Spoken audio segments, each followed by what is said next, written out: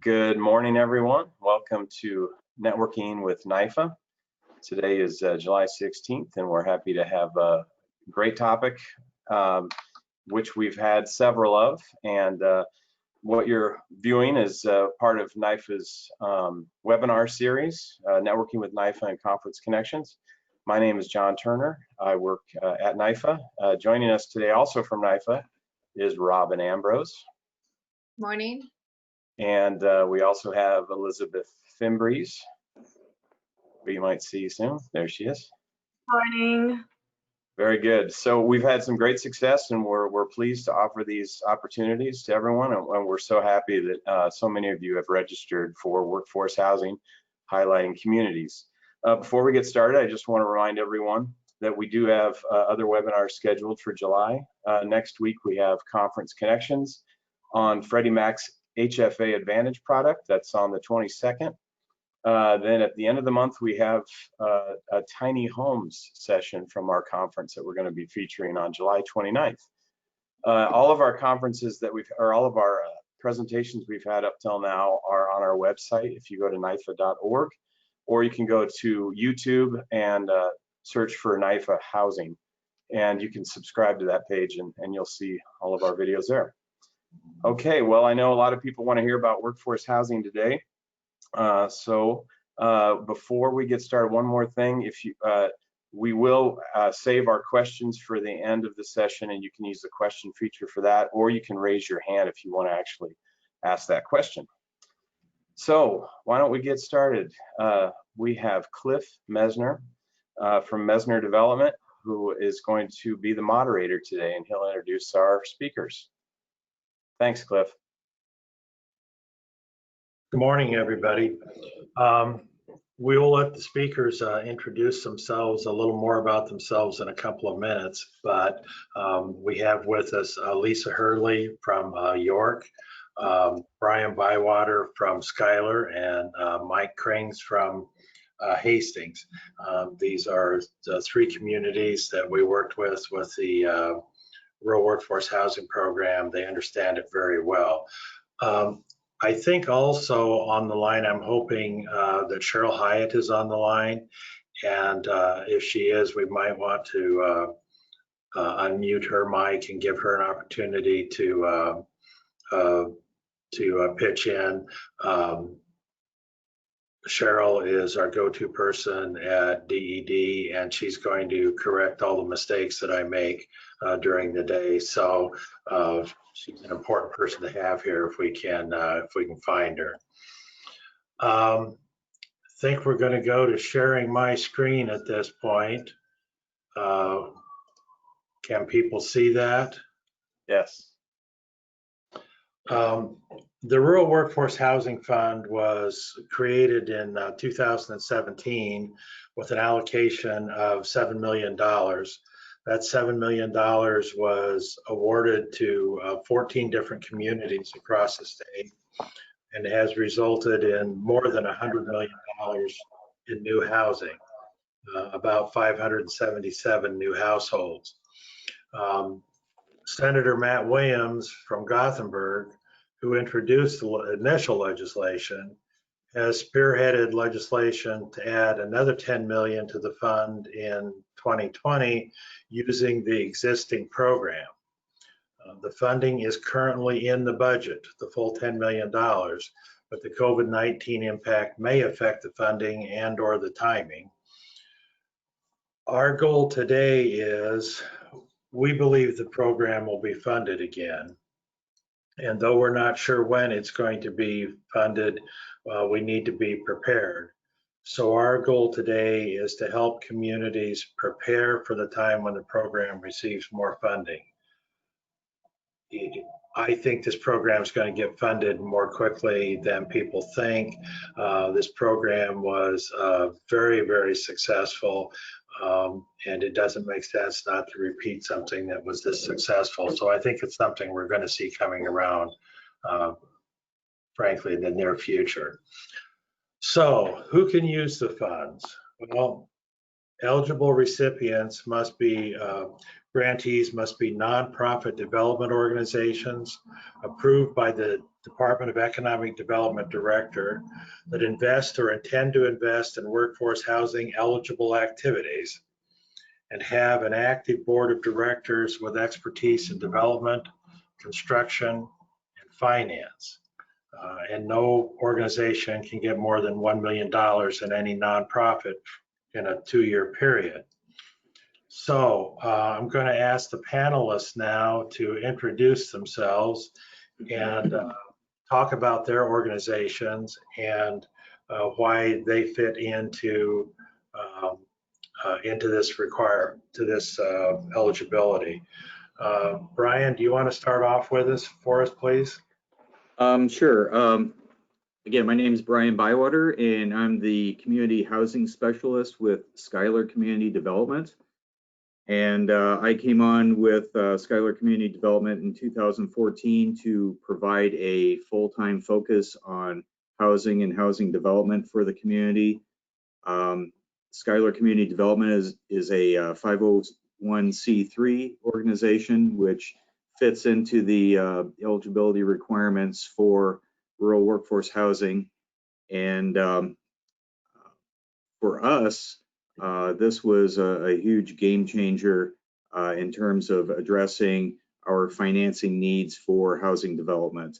And I will discuss that going further in the future in today's conversation.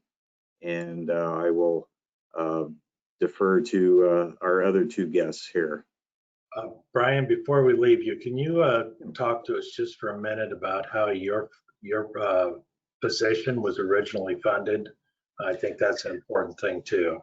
Yep, my position, which again came on board in 2014, was originated through a community outreach grant from NIFA, where NIFA provided a 3-year grant funding opportunity for Schuyler Community Development, where they funded half of my position, and the other half was provided through local contributors, both public and private. And we went through the first 3 years, and then NIFA came in with another 2-year grant to continue the position, and now they have exited that grant. So now it's my position is solely funded through both private contributions through some of our local employers and LB 840 funds. And it's been very important and very beneficial for our organization, because it was very difficult for our ED director to address both the commercial aspect of economic development and housing. And I've been able to take that load off of our ED director and again, provide a full-time focus on housing and housing growth. And I think that we've had a lot of success. We've been able to establish 60 some odd housing units in Schuyler since 2014.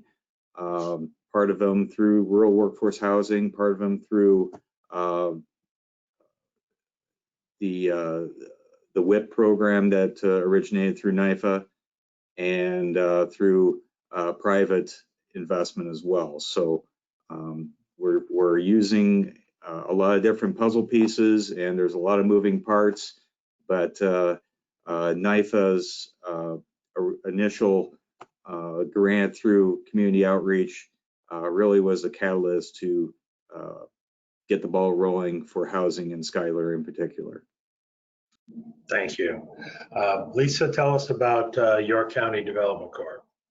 Well, I started with YCDC back in 2013, and after some initial focus with the business retention and expansion interviews, we realized housing was a huge issue. It wasn't a surprise for me, but it was something that we had not addressed as an organization.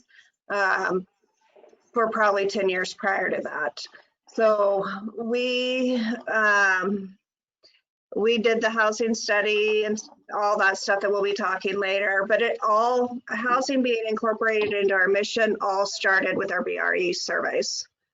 And we've added staff since, thanks to NIFA, being through that outreach program. And I think we added that position shortly after, or shortly around the time we were doing the application for the apartment complex. Very good. Michael, tell us about Hastings Economic Development Corp. Hi, Michael Krings with Hastings Economic Development. You know, we've been around for 40 plus years, and our shift into I've been in my position since 2018, so I'm relatively new to the corporation. I served on the board for many years as a city councilman, but shifted over into the executive role not that long ago. And in fact, came in when the application process had already been approved and going through the process with our developers at that point. So I got involved with Cliff and the other group that we worked with on awarding those rural workforce housing funds. We kind of came backdoor into housing in the sense that we focused since 2015. We've put a lot of emphasis on workforce development and talent initiative, and really focusing on, you know, trying to recruit people into the community, working with our local employers to figure out where their challenges lie. That when doing so, obviously what became to the top of that discussion was the fact that housing was a challenge for them. We know that right now, 30% of our manufacturing workforce lives outside of our local community. A lot of them by choice, but a lot of them not by choice. And so we've been involved. We've got a group called Hastings Area Manufacturers that meets on a routine basis. And we discuss all those issues, and it became perfectly clear that housing was the biggest challenge they had in recruiting and retaining talent in the community. So that's why we got involved with the rural workforce housing funds, and obviously discuss that in a little bit further detail later on. Very good. These organizations are all development corps, and that is probably in part because I used to have that position here in Central City, and it just seems like home to me. I'm very comfortable talking to the development corporations, so it's a natural place for me to go and work. But there are other eligible recipients that we've seen across the state. The development districts are an opportunity. South Central Economic Development, SCED, has done some work with the program. I think they're a real resource for communities that that don't feel they have the right organization in their community. You can look to the development districts. There are also some community housing development organizations out there that can be helpful. NeighborWorks is a great organization that can leverage out a lot of your resources and help through a lot of the things that might be harder for small communities to do. The community development finance institutions, Midwest Housing Development Fund and the Center for Rural Affairs, I think have real expertise and opportunities. I've been trying to do some more work with the center, for example. I think there are communities that those organizations could really help out. And there's nothing that prevents communities from doing this from their housing authority. I don't believe there were any housing authorities that were applicants the first go round, but they would qualify, and that might be an organization that communities want to look at as the vehicle for this.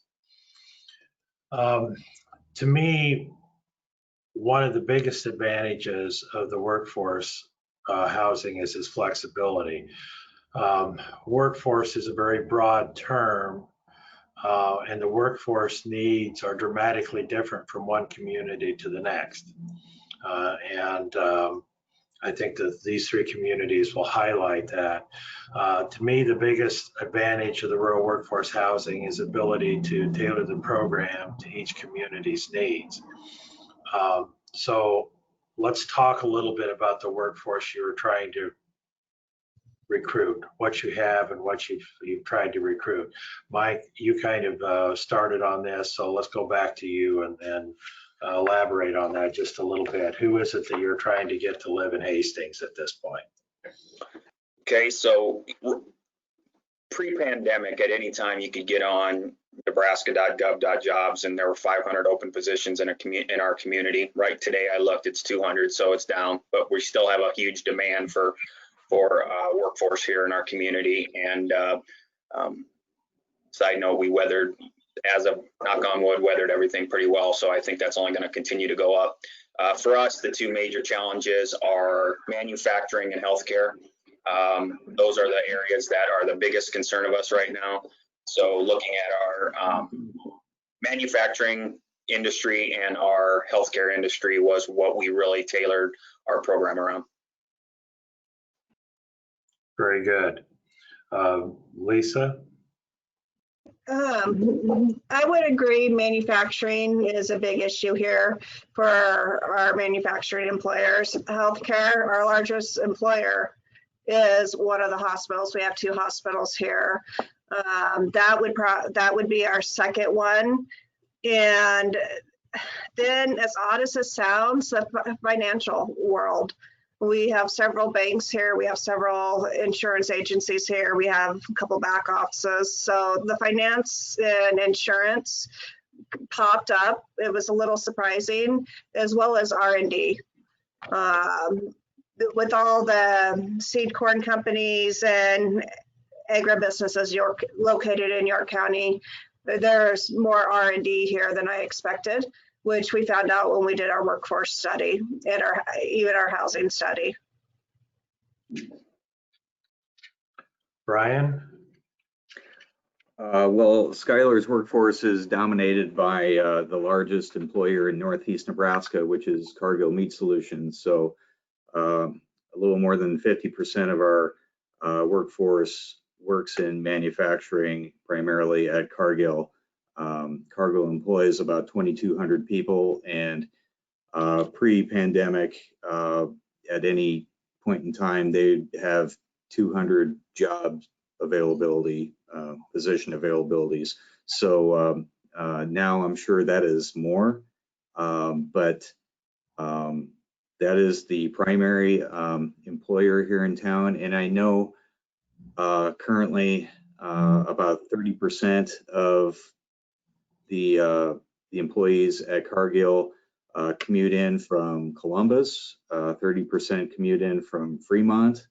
So it's very evident that,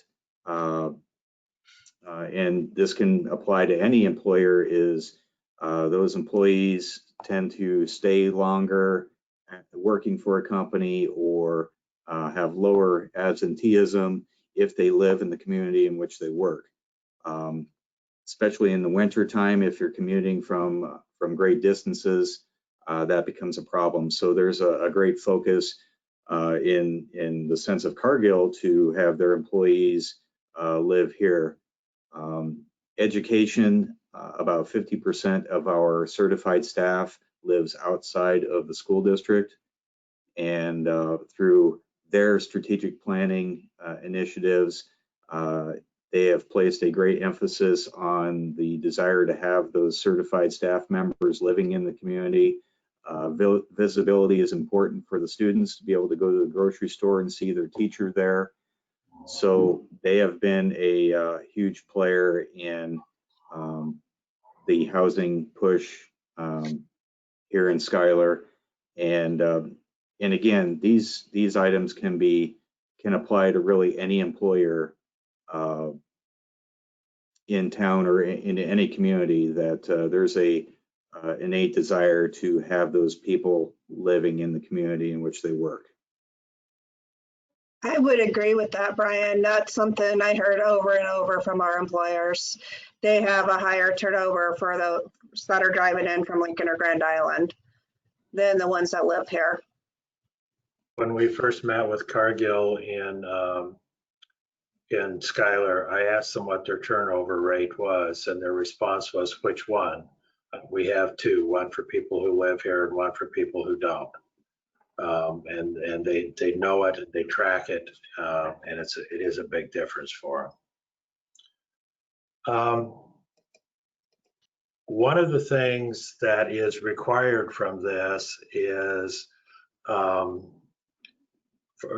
do this program as a threshold requirement is that community has to have an assessment of the housing needs of the community or region within the last 5 years. And that's kind of proof of what you've just told us about your communities. Frankly, the reality is you already know the issues. It becomes a question of level as much as anything. Did any of you have problems? Did you all have your housing assessments done, or was that something you had to do for this program? And did you do a full-blown housing study or a short one? Lisa? I will jump in, Cliff. We had done a full-blown housing study, and we actually, it was paid for by our communities in our county, and it was a result directly from the stories and the metrics out of the BREs. I was able to utilize that to make the ask. And since I made the ask on the housing study, they didn't help. I didn't make the ask for the matching funds for the Rural Workforce Housing Fund, but the housing study was completed shortly before this program was being put together. Was that helpful for you in defining your workforce then? It was. We also at the same time were doing a labor study where we actually looked into where our skills gaps were, our total numbers, the radius, all of that stuff. So putting those together and showing that we actually had we have 50% of our labor force coming in from outside of York County.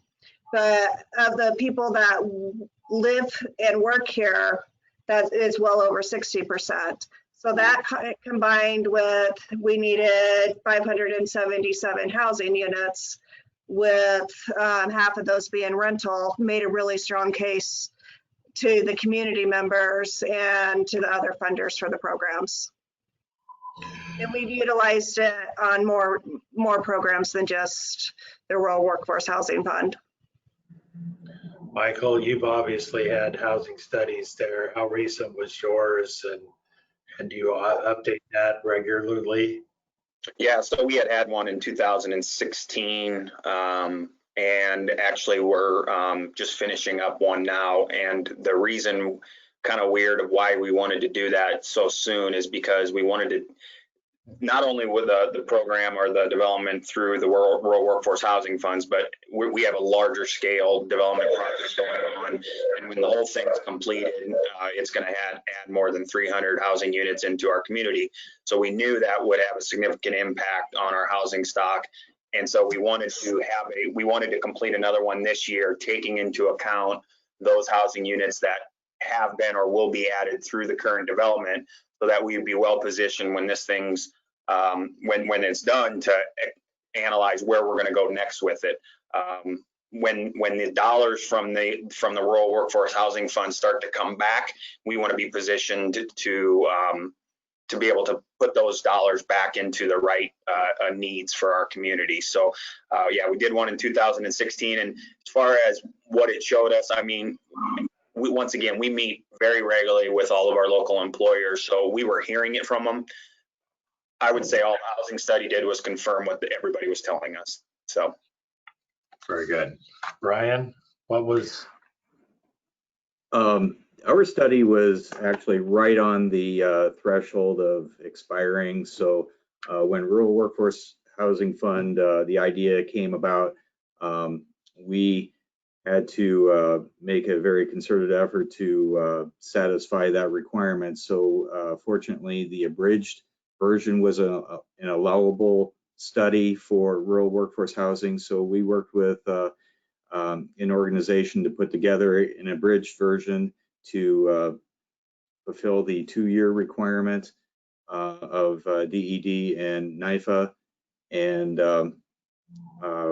you know, going forward, we will update those studies on a regular basis. But those studies are they're the roadmap for housing, and making sure that information is up and current is extremely important. So for those out there who don't have studies or don't have current studies, make sure your study is current. DED allowed the housing study light for this, which was helpful. I think it gave us an opportunity. To hold on. Kathy just walked in here, and I'm hearing an echo in the back. So That's me in your head. she says that's me in her head, which may be true. DED allowed the housing studies, and that was housing study lights, and that was very helpful for a number of communities. Communities shouldn't get hung up on that requirement, because that's a doable thing. Let's talk about funding. A minimum 1-to-1 in matching funds is required, and matching funds can be dollars contributed by individuals, businesses, foundations, local and regional political subdivisions, or other nonprofit organizations into a single investment fund administered by the eligible nonprofit organization.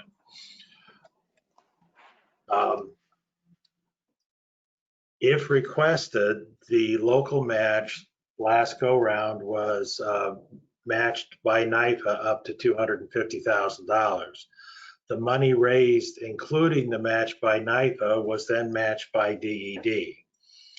In the end, the grants were reduced to a percentage, I think 85 or 60% of the maximum by DED, in order to spread the program to more communities. That way the communities didn't get as much, but more communities got funded. We don't know if you'll see that this next go around, or exactly how that will be administered. I think the program is likely to be more competitive the next go around, because there were a number of communities that got caught a little flat-footed and didn't think they could put it together quickly enough, that are probably going to gear up this go around.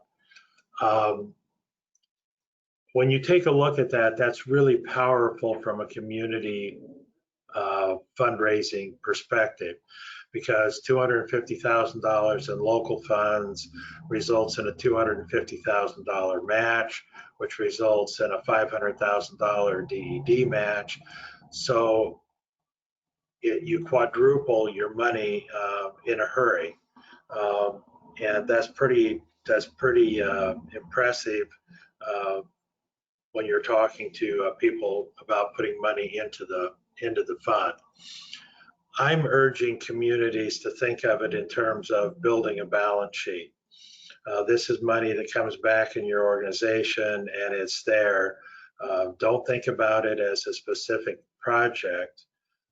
Think about going out and quadrupling your money and having 4 times as much money to spend in the community. Most of the communities that have done this program have put it in a revolving loan fund to keep the money coming back, so that the money is properly going to be used by the communities repeatedly. These 3 panelists all ended up taking different pathways to raising that money. So Michael, would you go through what you did in Hastings first for us, please?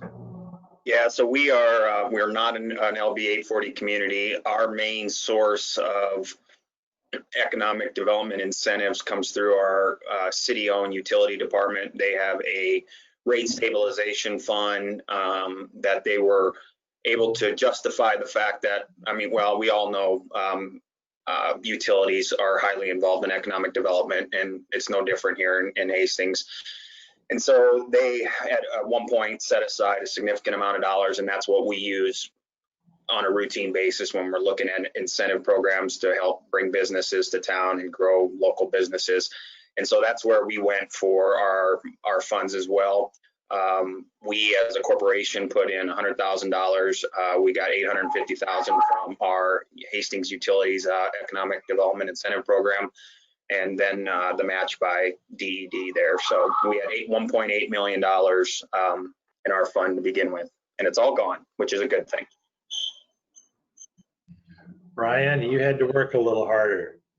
Yeah, we did, but it really wasn't that hard, fortunately for us, because we have a lot of decision makers and a lot of key people in key positions who get it.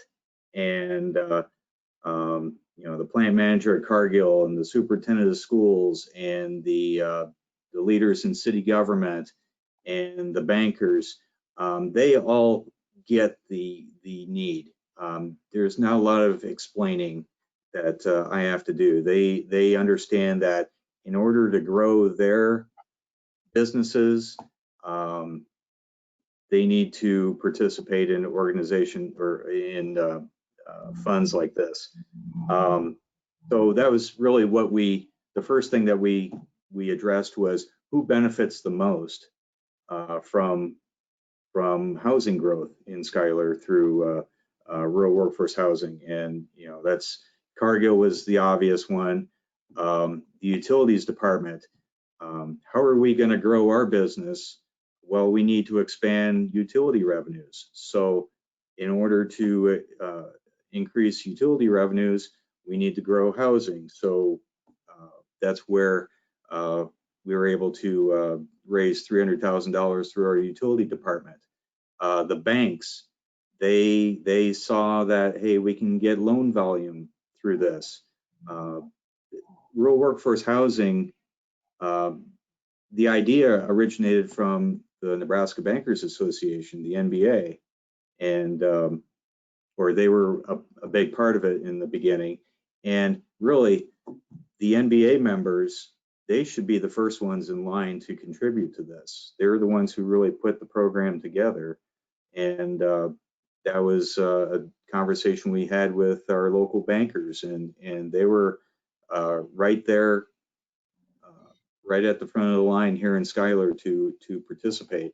So we layered our funding sources through both private and public sources, and we thought that that really was placed a positive light for our application for Rural Workforce Housing Fund, and in order to diversify those funding sources rather than strictly LB 840 or strictly utility money. Just it was really a team effort amongst several different sources in Schuyler to make this a reality.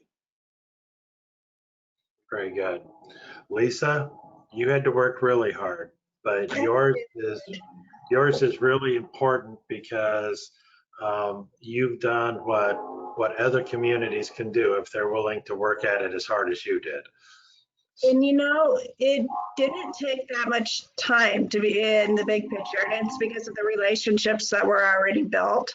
We started with my board, and as a board and staff, we made the decision not to approach the communities for money. We did talk about the enterprise funds, but the city of York, which is the largest community in York County, was going through some leadership changes.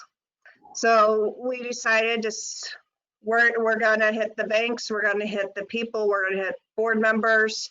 It took a lot of phone calls, a lot of visits. What was the key factor is we had a project. You know, when the program was first announced, we talked about it, and it was really, we're not going to be able to raise the $250,000 locally if we don't have a project. And that's where Cliff and Kathy came in with the project. So we have a great relationship there that was already existing, that local donor said we can trust them. We know they'll get the project done.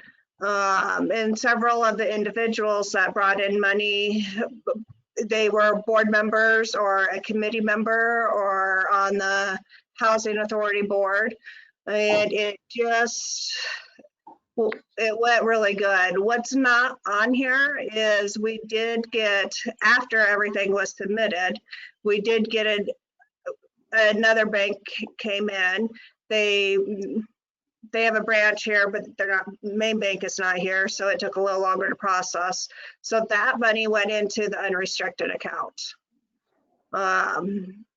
It's, a lot of phone calls, a lot of emails that could be passed on, and sitting down and really hammering on, we are losing employees that are being recruited from out of state because they can't find housing. And that story really spoke to people, that we had potential residents coming in, but they couldn't find the housing. And we were, through another project, taking care of some of the lower income tax credits, and we really needed to hit this market rate resource. And people came in, and you can tell it by looking at our list. We had 26, I think, including ourselves, and we were the first ones. We'll do this out of reserves, and it just came together. Very good. And both Schuyler and York used the NIFA match, and Hastings did not.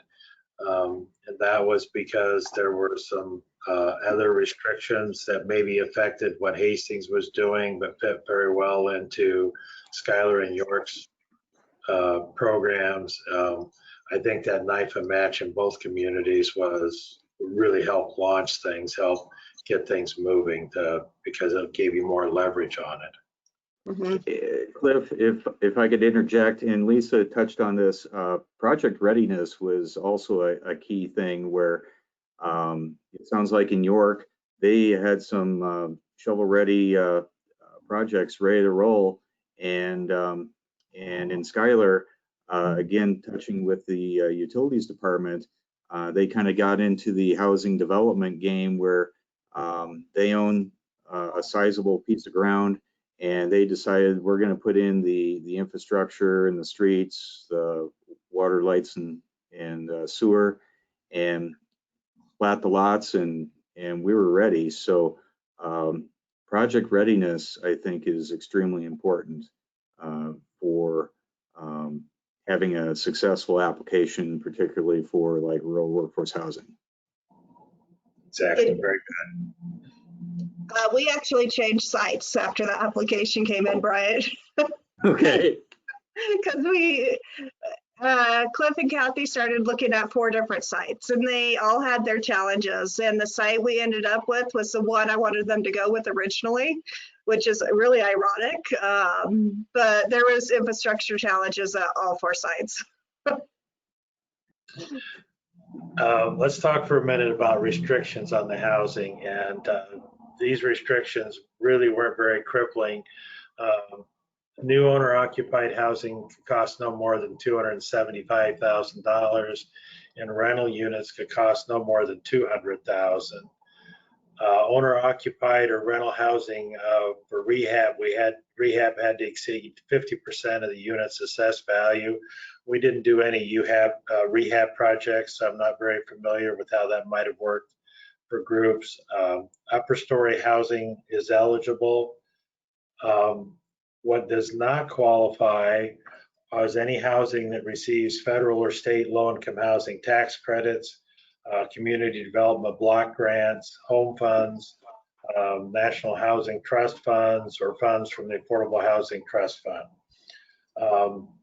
So that housing doesn't qualify, but we actually have places where we put the two housing side by side, and that kind of helped because it allowed us to hit to a larger economy of scale. The funding is different, but it doesn't mean that the two can't be done at the same time. So let's talk a little bit about what you've done. We've talked about your housing needs. We've talked about your workforce. So Brian, how did you design a program around your housing needs and your workforce to meet that? And what did you end up doing with your money? Well, going back to the housing study and what it said, you know, it really is the roadmap as far as driving what we need and certain in the case of like rentals, what sort of rental rates the market will support and things like that. So we gathered much of the information beginning with the housing study, but working with our developers through who applied for our rural workforce housing funds,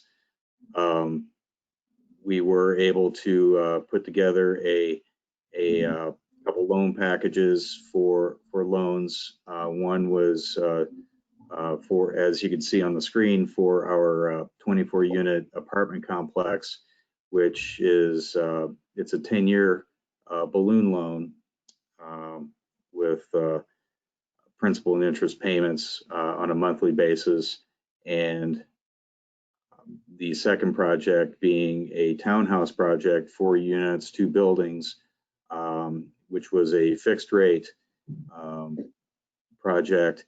And I'm happy to say that that project which broke ground probably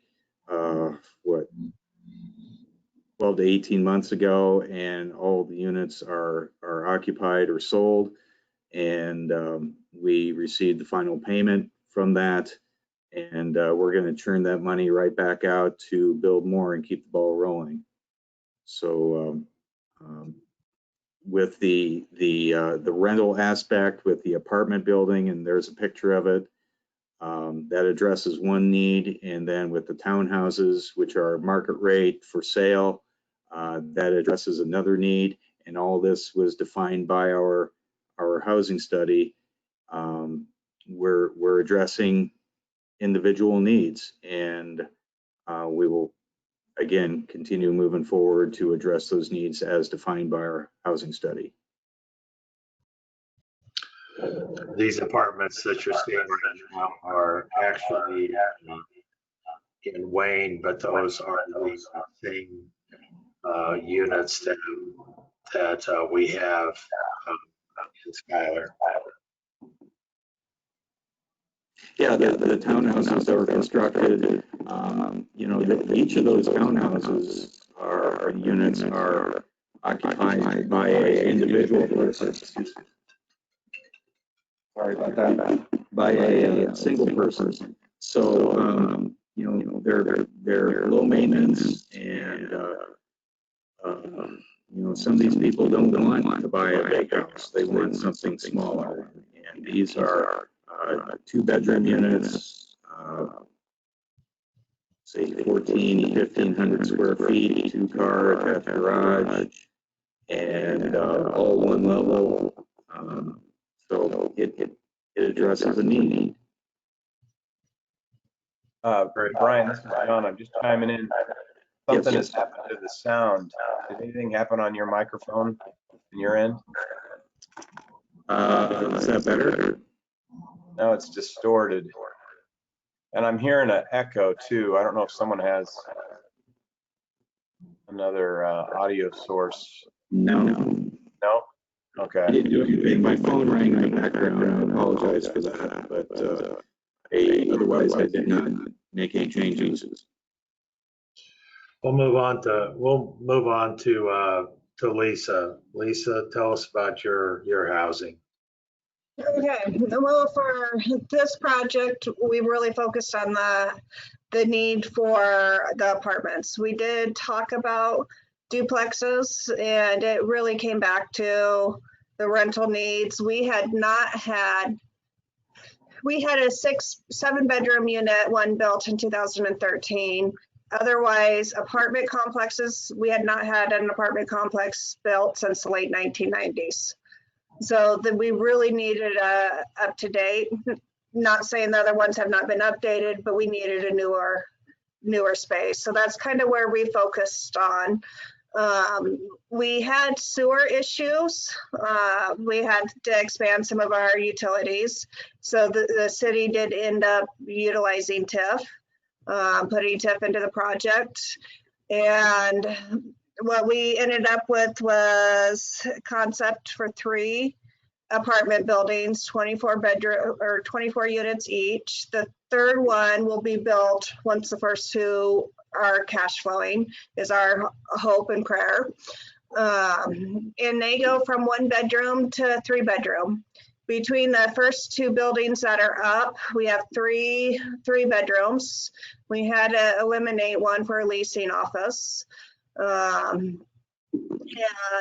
the first one's filling up. I don't remember how many units are taken, but I do know that a 3-bedroom one is, and they started moving in about the first of the month. Several of the 1 bedrooms were taken the last time I checked. That's where I've been out of the office for a week. I'm not quite sure how many are full. And the second building is getting pretty close. We'll be moving in there by September, the last time we talked to the contractor. So it looks great. We did a tour already with my executive committee, and the outgoing York College president made a call to the incoming college president, and the 3-bedroom unit was taken. So it fit the need absolutely perfect. But that's kind of where we focused, was the housing complexes, or the apartment complexes. We really needed that. One of the things that I've liked about this program, and one of the reasons I was happy to see both Schuyler and York do the apartment buildings, is that that's difficult housing to build in small communities, because if you're asking someone, whether it be an outside developer or somebody locally, to take a risk on a house or an apartment building or a townhome, that's pretty easy. You build one. If it doesn't work, you move on to the next one, but your risk is pretty limited as you go. Apartment buildings are big risks, and they're long-term investments. Somebody has to leave a lot of money behind for a long time. And those are difficult projects to get done in communities without this kind of a program. And there aren't very many programs out there that aren't income restricted in some way, and allow you to do it. So I saw it as a real opportunity for both Schuyler and York to get that done. Michael, Hastings doesn't have those kinds of restrictions. You're a bigger community. You can get apartment buildings done if you need, and other sorts of things. How did you decide to use your money in Hastings? Yeah, we funded 2 projects. One of which, I mean, while we might be a little larger, we don't have what I would call a traditional apartment complex. We have a lot of rental units, and we have some small buildings around. But we were excited to work with Harry Reid and some local investors as well. And so that in that project, it was a 3-building, 84-unit apartment complex.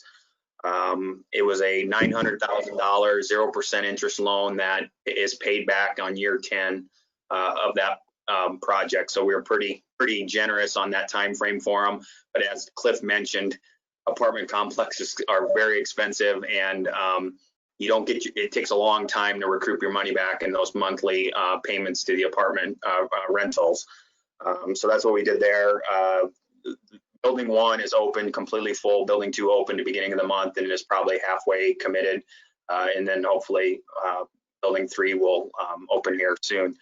There is a phase 2 to that entire project, which would add another 3 building, 84 unit apartment complex. So if this is successful, if everything fills up, we're really hoping they just move all the equipment and the trailer and job site, just keep her on moving down the line and continue to build out on phase 2 of that. So when it's all said and done, that thing could be 168 unit apartments in town, which would be huge.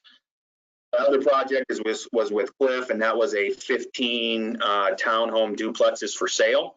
And as Cliff mentioned, in that project, they worked, they kind of were creative in how he did it on his end. Our loan through Rural Workforce Housing was for the townhomes for sale, but in the development area, there is also some townhomes that are working through the, I believe it's the low income housing tax credit program there.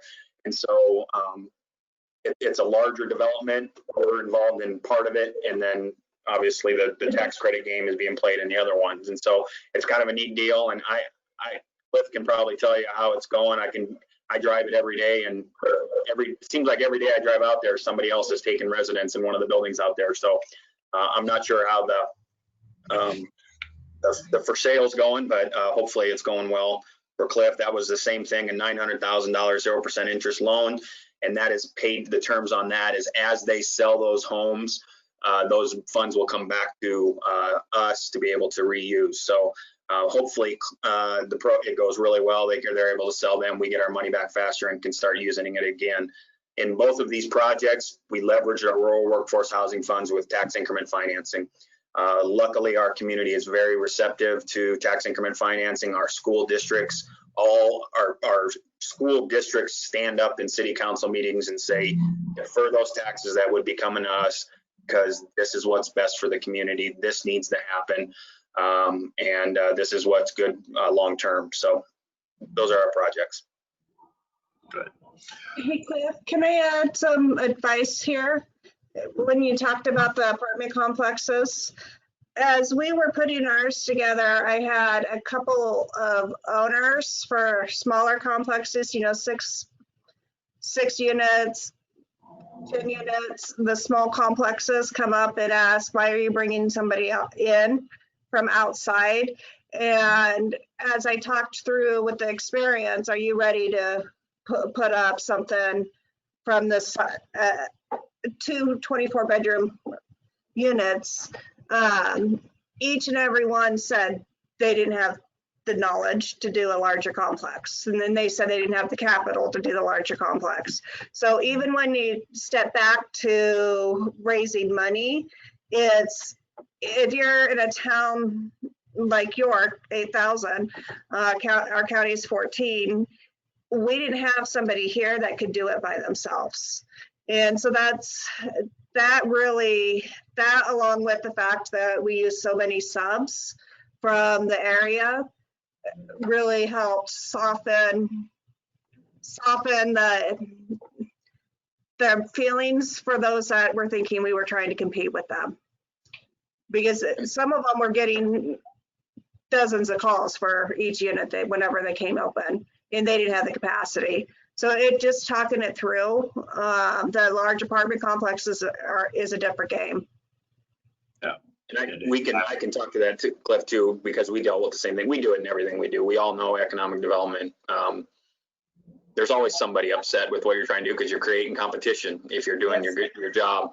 I would say there's 2 things. One, Cliff and his group have been in Hastings for a long time, and their reputation is impeccable. I'm not just trying to get brownie points here, but that was huge. So when we said Mesner Development is looking at this project, everybody went, absolutely. We know them, we trust them, they've done projects. So that helped having that reputation. And it sort of worked on the other one. Perry Reed has not been involved in Hastings before, but Chief was the partner with construction, and Chief Development was a partner in the apartment complex. Their reputation in the community is very solid. So having them involved, but we definitely had more pushback because of the Perry Reed and kind of that outsiders coming in deal. But we did the same thing. All right, you want to do it? Go ahead. And they're going, well, we can't do that. That's way too much money. That's way too much of a commitment. We can't do it. We said, exactly. We knew you couldn't. And so luckily in our development, there's also a 74 single family home neighborhood that's being built. So anybody who wants to get involved in what we're doing, there'll be an opportunity at some point. And I have to agree. Once I said Mesner's from Central City's the lead developer and they're partnering with Prairie Reed and others, people are like, oh, okay. It's amazing how Lincoln and Central City, it makes a difference in the game sometimes. Thank you. All three of you have programs where the money's coming back to you. So this money is not spent. This money's been invested. You're going to get a return on that investment in a variety of ways. Have you been sorting out what you're going to do as the money comes back in? Brian, you've got money that's rolling in now. Yep. We're talking with a developer who has been involved from the get-go in this with this fund, and I need to get our application out to them so they can get that completed, and we can have some holes dug again here before the snow flies. You're still breaking up on us again, Brian. Lisa? Yeah. Brian, are you using a separate microphone, or is it just the microphone in your computer? It's my computer mic, and I'm turning the volume down. It sounds like a robot, kind of. You always wondered if you're a robot. Lisa, what are you doing with it? You'll have a monthly payment that comes in every month. Do you have that spoken for at this point? It's not spoken for at this point. We took the guidelines that were allowed by the state. We did tailor them to York. And we're working on a couple different projects, but realistically, it's going to be a while before we can put a decent amount of money back into a project. So in the meantime, we'll use like our interests and stuff to help update our housing study, help pay for the audit, that stuff. But I'm guessing it's going to be a couple of years, at least 2 or 3 years before we have enough money to really make an impact on a project. And Michael, part of your money is tied up for 10 years and part of it's probably going to cycle back in the next 3. You've got, are you going to roll your money into the North Park, the next phase of North Park development there? Yeah, like you said, it's a little bit farther out on it.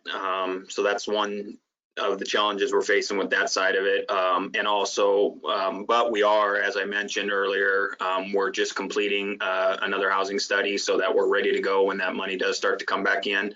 We had originally thought that that money would roll into our single home development, single family lot development out there, but that's progressing pretty quickly actually. And so at least phase 1 of that, I don't see that happening.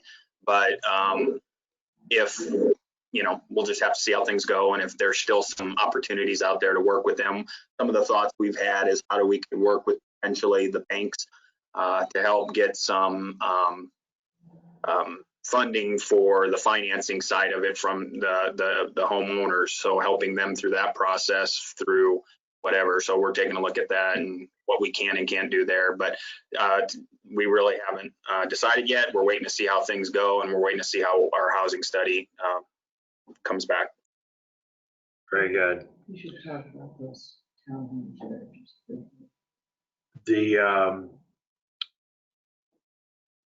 The scoring factors for the application, I'm sorry, the voice in my head is talking to me back here. I want to talk a little bit about the scoring applications that we have here.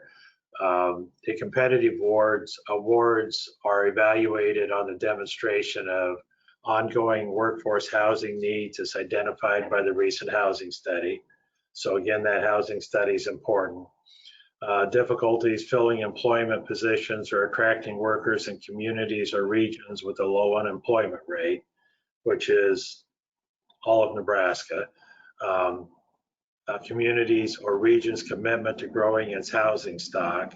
And I think that was a real advantage to all three of you because you had all demonstrated a desire and you put yourself in position to work on your housing stock. Likelihood of occupancy in a period of 24 months. I think that's proven in all of your communities as well. And the ability to grow and manage an investment fund for workforce housing. And I think that reflects back to you represent three great organizations that have board members that understand it and can make that happen. For communities that are on that haven't done this, the reason we're trying to do this is to get you started, get you positioned to get going. One is the housing study. If you don't have it, you should be contacting somebody talking about that. You need to find the right nonprofit in your community or in your region. Again, some of the development districts or CDFIs or CHODOs will be able to help you with that if you don't think the right group is in your community. And start thinking about raising money. And don't panic about that because I think it's doable. And I think it's easier now than it was the last go round because we have communities all across the state that have shown a real success with this. So I think there's a real opportunity to convince people in your community that's something to do. And the last slide I had was for some additional resources. SCED, South Central Economic Development District, is doing a Home Any webinar series. And if you go to YouTube and search that, particularly the May 2020, they've done a session on the rural workforce housing, and Senator Matt Williams was part of that. You may want to go and view that, and you might get some additional information there. John, that was what I had. I've been kind of looking at my screen. I don't know if there have been questions that are coming in, if we need to open up. I will stop sharing my screen at this point. And are there people who have questions that we need to address? Yes, thanks everyone. That was great. We do have some questions. I'll just go through them. The first one is, did or do any of you work with your local community foundation regarding housing issues? We actually, for the matching funds, several of those went through the community foundation so they could get the tax deduction. Okay. We did not. No, we did not. We have been talking to a couple of other community foundations that are willing to participate in this. And I would suggest that people try and roll them in because several of them have expressed interest in trying to help. The Nebraska Community Foundation actually did a webinar again with SCED on their Home NE's series that talks about the foundation's ability to help with housing in the community. It was very well done. I think it's an excellent resource. You may want to go review that as well. Yeah, the SCED Home Any webinars have been great. And again, those are available. I know they did one on our Profile of Nebraska. So I'm glad you brought that up. Okay, thank you. Let's see. We have what percentage of multifamily versus single family units are needed in your communities?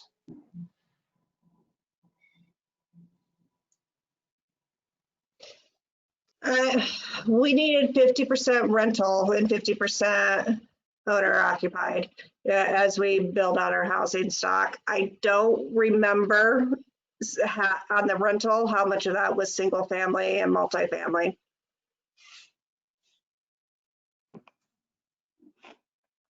Or anyone else want to talk about maybe the need in your communities for those two? I don't have that on top of my head either, but I know we approached this thing from very similar outlook. Is we wanted to do a mixed use of rental and a mixed use of owner occupied, a mixed use of single family homes, the multifamily homes, or the duplex type units have worked well for us in the past, and so we knew that there was a demand there for them as well. From a developer's perspective, I would say we really like working on both of them at the same time because you don't get caught up in an absorption rate problem. You can sell to different markets.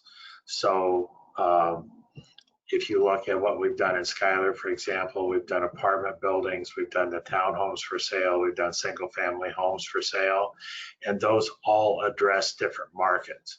The townhomes for sale have been really successful, and those are mostly going to first-time home buyers and last-time home buyers.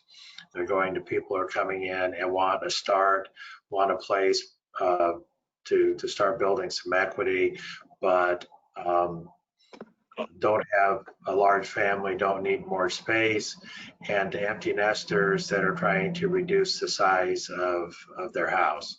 And both of those go to those townhomes, and they've worked really well for us. But we like doing more than one at a time because you have multiple markets and the absorption rate is better. Okay. Here's one kind of talking about the urban-rural difference. When I talk to developers in Omaha, they say they'd be glad to work more in rural Nebraska, but it's too expensive to house or transport their workers. Did any of you provide temporary housing for construction workers from out of town? No, we worked with a contractor out of Wayne. Can you hear that? Yes. Yeah, you sound good now. All right. Wayne is about 40 minutes away from Schuyler, and they were fortunate enough to be able to commute back and forth. So that was not an issue. Perry Reed was the builder for our 24-unit apartment building. They, I have no idea where they stayed, but you know what? It was 10 degrees outside on some days, and they were out there working. So kudos to them. Yeah, for us, I would say Chief Construction out of Grand Island was the main builder on the apartment complex, so I don't think they really had an issue. And I know on all of our projects, both of these plus and all the rest of them, it's been a huge plus for our local subcontractors. All of them have been out there involved in all of these projects in some way, shape, or form. So I would say a majority of the workforce was right here in our community or really close. And I would agree with that. Prairie Reed out of Lincoln, as being the main contractor, did an excellent job of working with our local subs. So I don't think we had a lot of people that were staying here because Lincoln's not that far. It was never brought up as an issue to us. What happens when you do these things is that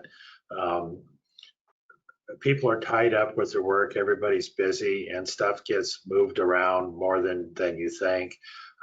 In Schuyler, we've been able to use local subs and a local contractor to build some of the duplexes there. We use local subs a lot in York. Lisa, you don't know this, but we're starting to drag some of the York people over to Hastings to help us get caught up over there. I know. uh, They're all very happy about it. So yeah, people get busy, and we try and keep people busy, and good subs will travel from place to place. And I urge people to think regionally on that, because at the end of the day, that's really the way it comes out. And what's great about this is, as our local subs are working with the larger developers such as Mesner's and Prairie Reed or Chief, they're learning the skills on doing these larger complexes, whether they're 20 duplexes or apartment complexes. So it just is going to be very beneficial down the road. And I'd say we got really lucky on timing, in the sense that through a pandemic, we had a lot of construction and a lot of development going in our communities, and obviously not by design, but you know, when everything else was pretty quiet, seeing all those guys and gals out on site was kind of really nice for the community to know that stuff was still happening. Yeah, that's good. We do have a comment here from Cheryl. In the initial round of all projects funded, over 85% were multifamily rental units. The remaining were single family homeowner or substantial rehab. Let's see. And I think that actually was in response to another question on here. Well, this is, do you see a better return on investment in multifamily versus single family in your local economy?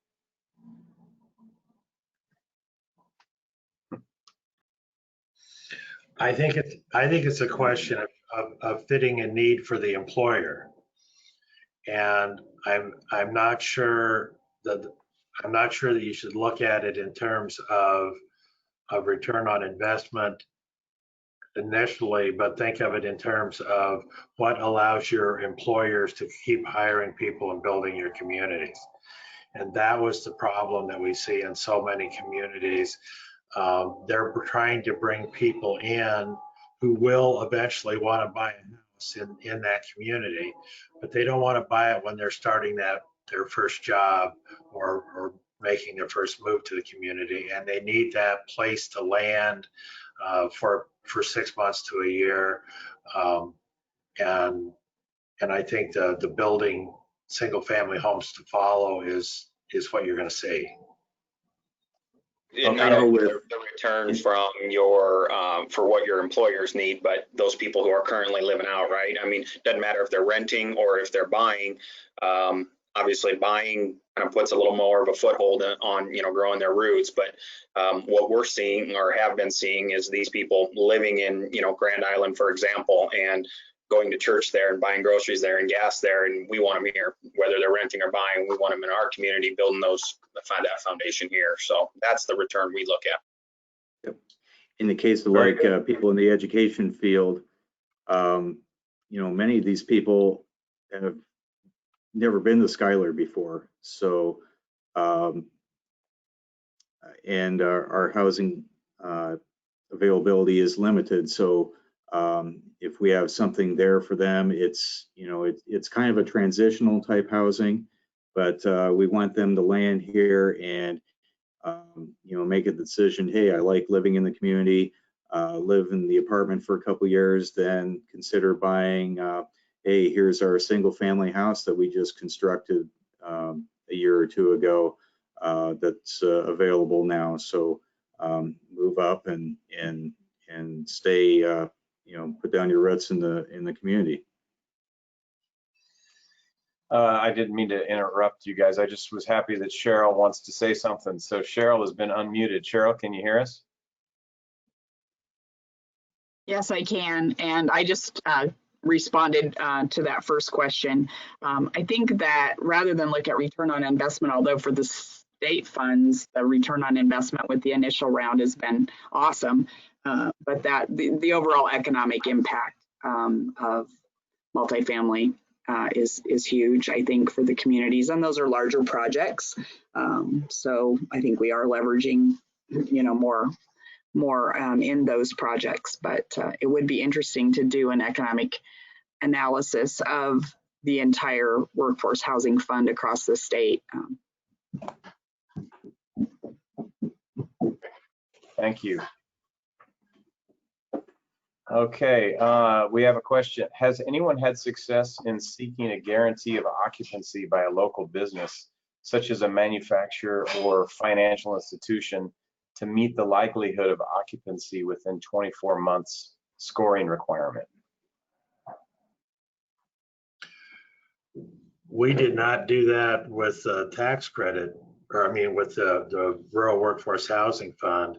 But when we were doing the Workforce Housing Initiative Program in Schuyler, we raised the issue. I said at one of the meetings, what would really help us would be if we had an employer that would guarantee the rents. And Cargill guaranteed 50% of the rents within 3 seconds, and the school did the other 50% within 30 seconds. So in Schuyler, they stepped up big time to do that, and it was a huge difference, and it made that program happen. So we didn't use it on the rural workforce housing, but Schuyler has used that tactic very successfully. Yeah, our lender, we ended up not taking the Workforce Housing Initiative pilot program funds. Rather, we went, the traditional private route with bank lending, bank funding, and the bank that we went with looked very highly upon the rental guarantees, and that was a big part of making that loan happen, because really the development company, we don't have deep pockets, and our ability to get a traditional loan was very limited. So this was a big part of the puzzle.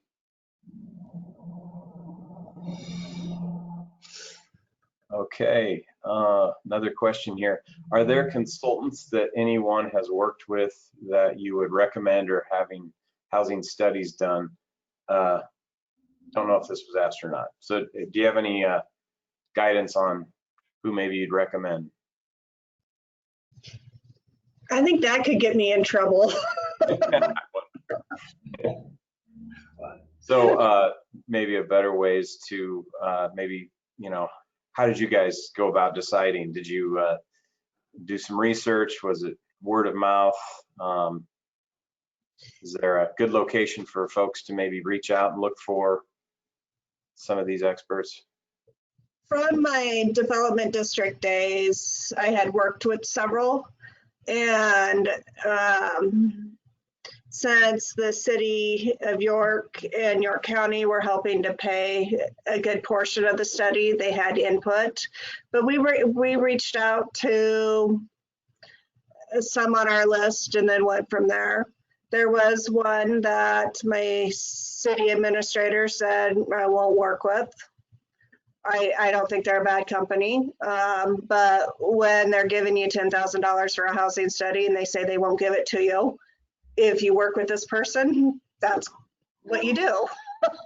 But we just kind of compared how we looked at the styles of the housing studies is basically what we did. We didn't want a cookie cutter one.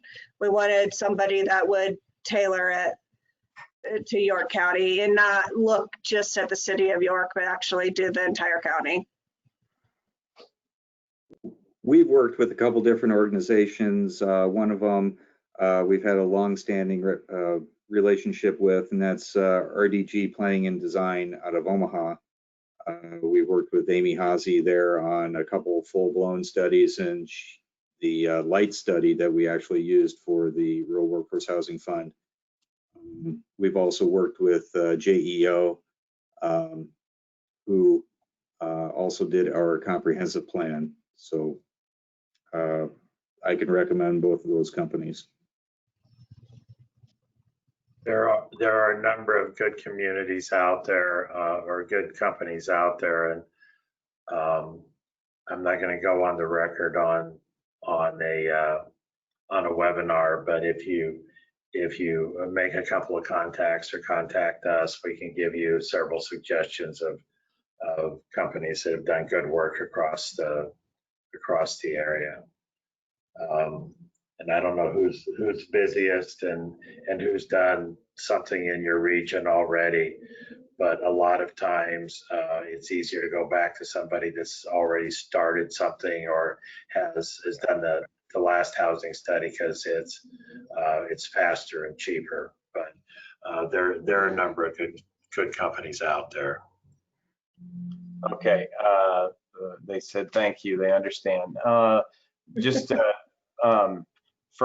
I'm going to go ahead and say Laura Husky, we all know Laura very well. She seconds Lisa's point. It's a great strategy to look at other community studies to see what other communities have done. You get different approaches and presentation. It is important to find one that fits what you are looking for. You can also contact those communities and ask them what they thought of the consultant. So thank you, Laura. Well, that is all of the questions that we received. Do you guys have any final thoughts? We really do appreciate you doing this for us today. I just want to say I encourage communities to get prepped and get ready. I think this program has been very successful. I think because it's been successful, the state's likely to do something with it again. And communities should to get themselves positioned and ready to take advantage of it. Yeah, very good. Well, and again, Cliff, thank you so much. This was really your idea, and I think you put together a great group of communities that both featured single family and multifamily, and really appreciate how much work all of you are doing to produce units for our workforce. And I think this fits perfectly in with our webinar series. So we're very happy that you agreed to do this and look forward to more. Okay, Well, thank you. Yeah. Thank you. Thank you very much. Thanks, everybody. All right, keep it up. Keep up the good work and have a great day. Thanks. Bye. Bye-bye.